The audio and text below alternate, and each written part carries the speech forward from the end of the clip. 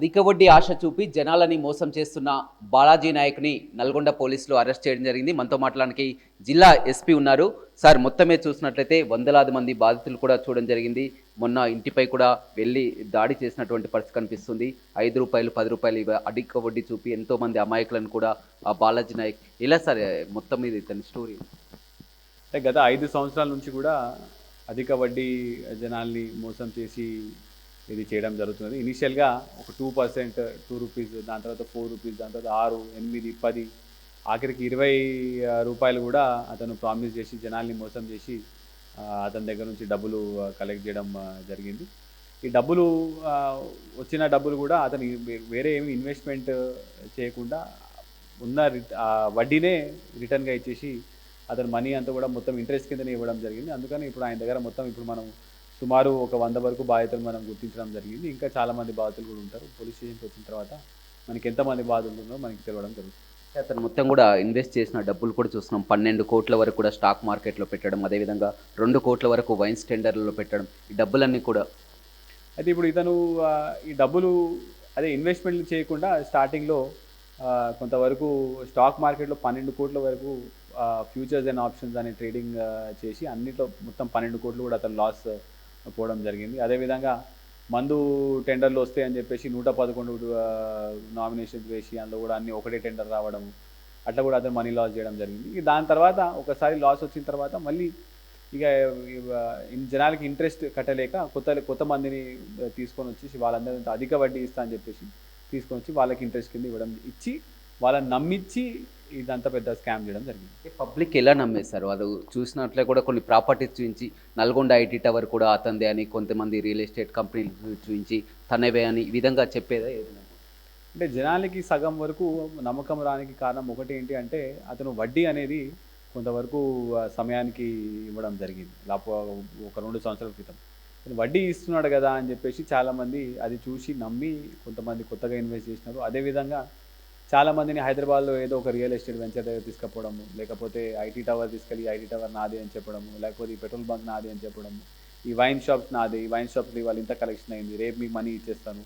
అందరినీ కూడా అదే కమ్యూనిటీ ఉన్నారు కాబట్టి ఏదో ఒక రిలేషన్ కలిపి రిలేషన్ల ద్వారా మాట్లాడి వాళ్ళందరినీ కూడా మాయమాటలు చెప్పేసి వాళ్ళందరినీ మోసం చేయడం జరిగింది. బ్యాక్గ్రౌండ్ ఏం సార్? అతను డిగ్రీ ఫెయిల్ అయ్యాడు, కేవలం ఒక 25 ఇయర్స్, ఒక చిన్న ఏజ్, ఒక మారుమూల ప్రాంతం.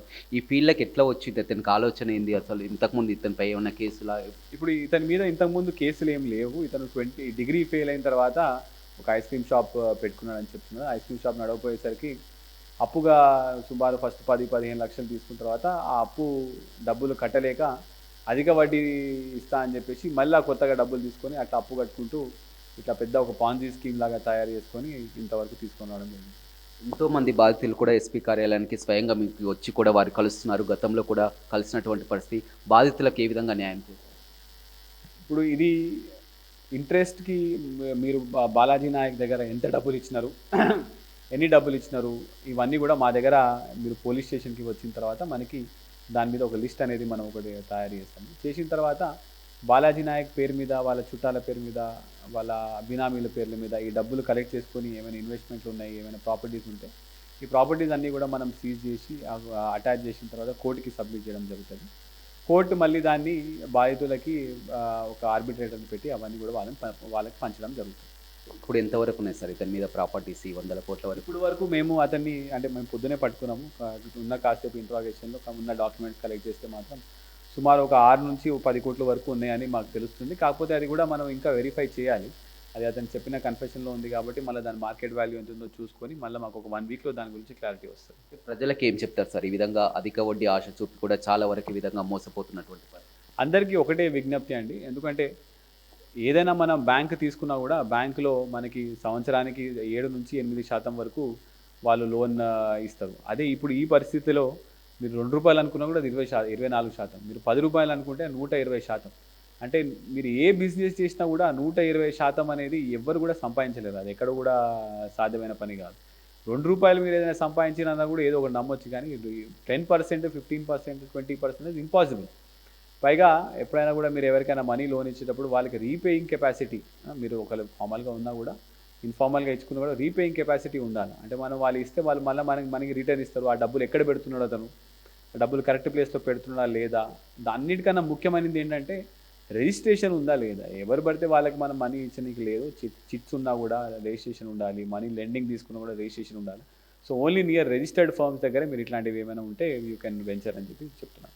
రైట్, చూడొచ్చు మొత్తం మీద బాలాజీ నాయక్ను ఎట్టకేలకు పోలీసులు అరెస్టు చేయడం జరిగింది. ఒక డిగ్రీ ఫెయిల్యూర్ వ్యక్తి, కేవలం ఒక 20 సంవత్సరాల వ్యక్తి ఈ విధంగా అధిక వడ్డీని ఆశ చూపి 10 రూపాయలు 20 రూపాయలు కేవలం వారికి వడ్డీ మాత్రమే చెల్లించేవారు. ఈ విధంగా ఒక చైన్ సిస్టమ్ మాదిరిగా దాదాపు వందలాది మంది బాధితులు కూడా ఉండి 1 కోట్ల రూపాయలు కూడా పడగలెత్తినటువంటి పరిస్థితి కనిపిస్తుంది. గతంలో బాధితులు ఈ విధంగా అతని ఆత్మహత్య కూడా చేసుకున్నటువంటి పరిస్థితి కనిపిస్తుంది. బాధితులు ఎవరు కూడా ఆందోళన చెందొద్దు, కోర్టు పరంగా అంత విధంగా న్యాయం చేసే విధంగా చూస్తామని కూడా జిల్లా ఎస్పీ శరత్ చంద్ర పవార్ చెప్తున్నారు. రవితో రమేష్, బిగ్ టీవీ, నల్గొండ.